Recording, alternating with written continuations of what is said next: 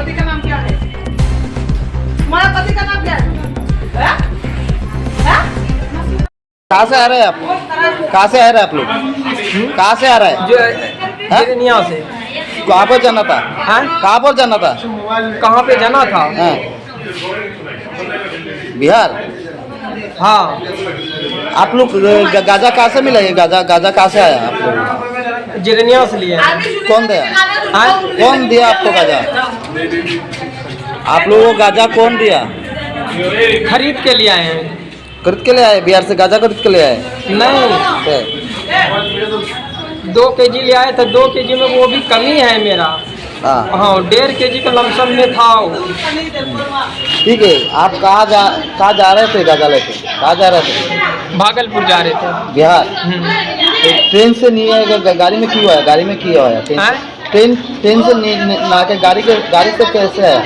गाड़ी से हमको ये नहीं पता था साहब कि अब गाड़ी नहीं था तो हम टेम्पो में पकड़ लिए थे। कहाँ से पकड़ा? कहाँ से पकड़ा? कुमार घाट से पकड़ा। आप लोग कितना आदमी था? हम तो 2 ही आदमी थे। इतना आदमी कहाँ से आया? अब ये नहीं मालूम है साहब, ऐसे बैठ सकता हूँ शायद। ठीक है, अब बस हम 2 आदमी हैं और कोई नहीं।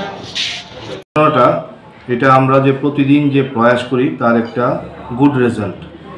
11:20-এ স্থানীয় একজন অটো ড্রাইভার আমাদেরকে ইনফর্ম করে যে একটা অটো গাড়িতে প্রায় 6-7 জন বিহারি মহিলা সঙ্গে একজন পুরুষ এবং একজন সাকিং বেবি একটা আছে নিয়ে কিছু গাঁজা সন্দেহজনকভাবে কিছু গাঁজা নিয়ে তারা মুভমেন্ট করছে।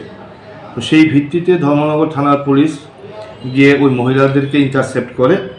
তাদের মধ্যে দেখা গেছে যে 5 জন মহিলা, একজন পুরুষ, একজন ছোট 3 বছর একটা বাচ্চাও আছে। তারা সবাই বিহারের বাসিন্দা।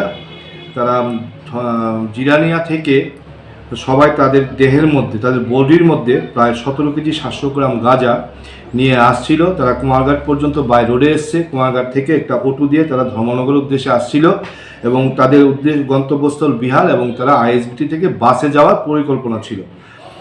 তো সেই খবরের ভিত্তিতেই ধর্মনগর থানার পুলিশ সেই 5 জন মহিলাকে ডিটেইন করেছে, পুরুষ একজন সহ। তাদের কাছ থেকে 17 কেজি 700 গ্রাম গাঁজা উদ্ধার হয়েছে এবং আমরা আজকে এনডিপিএসের একটা নির্দিষ্ট ধারায় মামলা নিচ্ছি এবং আজকেই তাদেরকে মাননীয় আদালতে প্রেরণ করব।